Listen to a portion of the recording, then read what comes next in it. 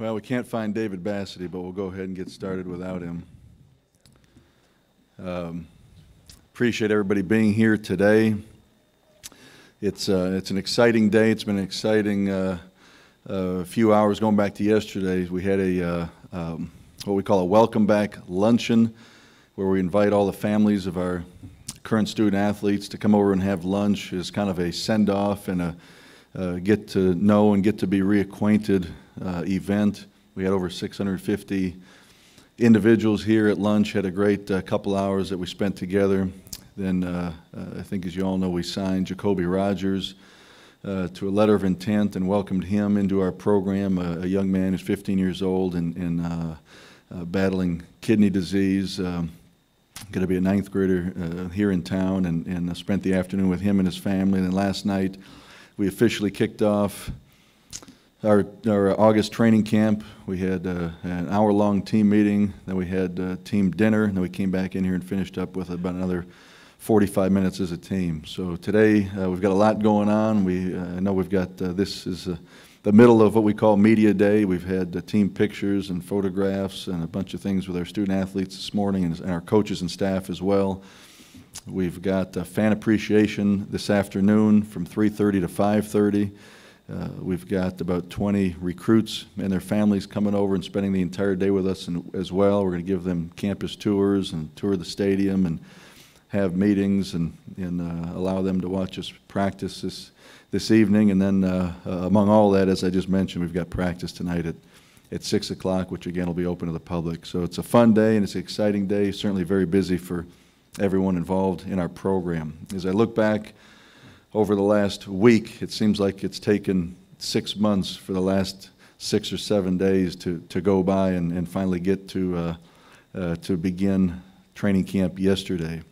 We've had staff meeting after staff meeting, and I think we're very detailed and organized. We do a great job, I think, within our staff of communicating. So it's been a lot of planning and a lot of preparation, and we're certainly prepared for today, but excited and prepared for our first practice this evening. I think there's always anticipation and excitement surrounding the college football season, and I think that's something that happens every year at this time, and it's certainly the case with getting started with our program tonight. So I know our student athletes are excited about getting going, ready to get out on the field and really show us the improvement they've made on their own in terms of any football work over the course of the summer, and then the changes they made and the improvements they made with their physical developments with our strength and conditioning staff over the last few months as well. So we're excited about the season. You look at the schedule and you look at our conference. It's a very, very challenging conference and a challenging and unique schedule. I've said this a couple times. As you look at the schedule, there's 8 Saturdays over the course of the college football season that we do not play. So we've got 3 bye weeks, just the way the calendar falls, and we've got 5 midweek games, 2 Thursday night games, and 3 games on Friday. So it'll be interesting in that respect, whether we have a shorter week based on a midweek game or whether we have more time to prepare and certainly maintain the focus if we have a bye week and we have anywhere from 14 to 15, 16 days in between 2 games. So I just got back from Rhode Island where we had our conference media days and being around the coaches of the other programs, and each program brought anywhere from 2 to 4 student athletes with them. It's a great league, and I've used the phrase top to bottom, but I certainly am not insinuating who's at the top and who's at the bottom. I think a lot of teams in our league won close games last year, and certainly you look at it the other way, lost some close games last year to conference opponents. And I think it's a league where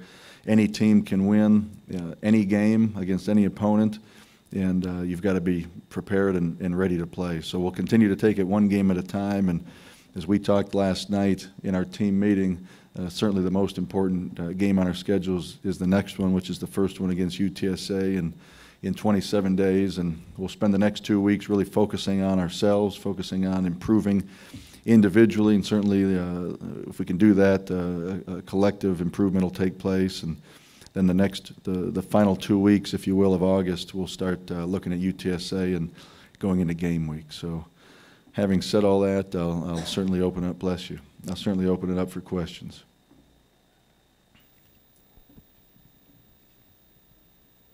Tony, what are you most excited to see through all the spring workouts that you did through development camps? What are you most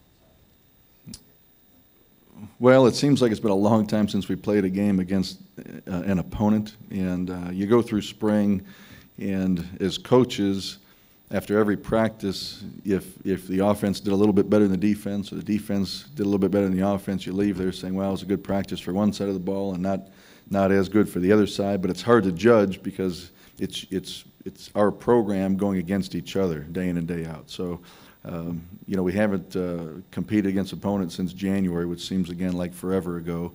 And we're excited to get back. And now in the spring, you're trying to improve as you go, and you got the 15 practices, and it comes to an end, and you got months of the young men finishing up spring classes, working with our strength and conditioning staff.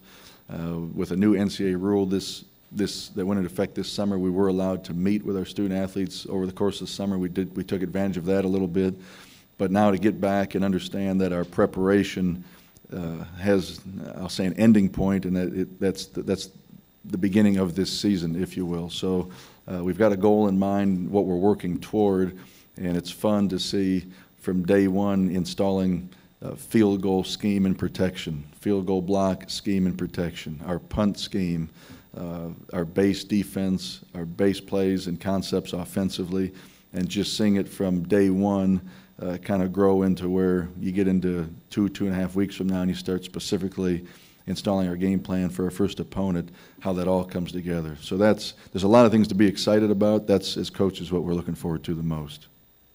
Coach, media preseason polls came out. You guys were #3 ranked. Do you feel like that's where you expected the team to be? You guys a little underrated or whatnot? We're, you know, those preseason projections mean absolutely nothing to us.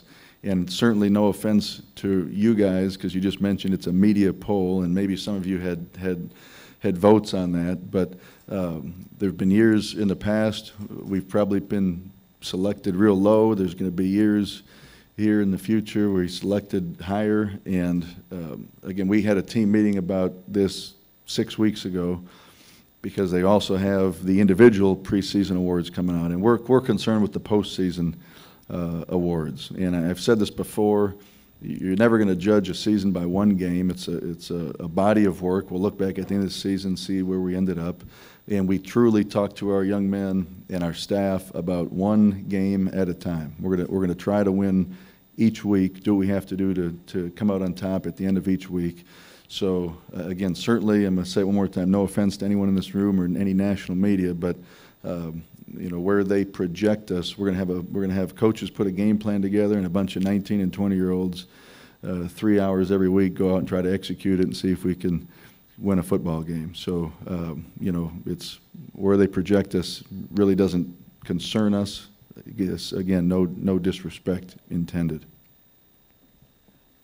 Tony, last year the kind of the buzz was over the new conference entering it first year. This year it's the new stadium. What's kind of the buzz around the team? You know, you see them taking the pictures, you know, at the stadium for the preseason books and stuff, but just overall that 3 weeks, 4 weeks away from finally getting in there. Well, we're excited about TDECU Stadium, and I think I've said this before, a word that I dislike is the word distractions. And while we've got great excitement for being in the new stadium, we've got a specific schedule in place to where we're going to get over there as many times as we can before the first game to make sure our guys are comfortable with where we're dressing, how we're coming out, where the bus is dropping us off. So again, that does not become a distraction when we get there for our first game. I think we do a good job explaining to our student athletes what to expect, and we've already told them there's going to be a lot of people at that game. It's going to be a night game. It's going to be on national TV, and the most important thing is we've got to put all the distractions, if you will, and those are positive distractions, but we've got to put all the positive distractions aside and focus on our task at hand, and certainly a very, very good opponent in UTSA. So a lot of excitement, again, about the stadium. It's fun. I've said a number of times for me to drive back and forth twice a day when I come to work in the morning, when I leave in the evening, go by and see the progress it's made, kind of like when your family has a baby. I've been out of town also with some camps and with media day and things like that, so I've been gone for weeks at a time. So to come back after not seeing it for a week and see the progress that's been made over the course of the week, that's been fun as well. As far as getting Gavin from A&M, what is it like to, I mean, the word coach is kind of loathsome, but what's it like to get such a good player from such a big school? How does that like help the program's esteem and image? Well, I think, you know, Gavin, that's a little bit unique in that, you know, 2 weeks ago at this time, we weren't thinking about Gavin Stansbury, and we probably lead the nation. I'm actually going to do this next year. I've already decided, but from the end of the season through the end of July, so January 1st, let's say, through the end of July, I would like to. I'm going to keep track next year of how many releases we receive from student athletes interested in transferring to our program from other programs just across the country for various reasons, and we get a lot of those. Certainly, there's a lot of student athletes that are recruited out of the city of Houston or the state of Texas that leave, and for whatever reasons, again, everybody I think certainly knows transferring takes place in college athletics. And Gavin's a young man. You know, we do our research on all those releases that we get, and I think we're very specific in terms of what we're looking for if we're going to accept a transfer into our family. And we did a lot of research on Gavin. I happen to know some people over at Texas A&M and spoke to them at length. And you know, for him to come in, and I think he's going to bring some leadership to our program. I think we've got tremendous leadership and depth across our defensive line already and on our defense.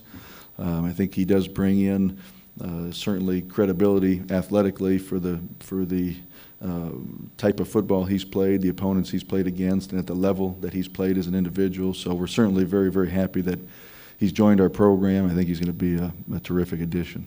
How did you sell him on UH? Well, there's a lot of things that went into his decision, and he was. We talked about as a staff. He was trying to make a lifelong decision, which a lot of young men have 8 to 12 months to process, to go through. He's trying to make that decision in about a week's time, and he took an official visit to another program and probably had anywhere from 8 to 10 scholarship offers nationally at some other major programs, and I think at the end of the day there were some things that he's wanting to do long term, where being in Houston and getting his master's degree from the University of Houston and being able to plan really for life after football, this ended up being the best place for him.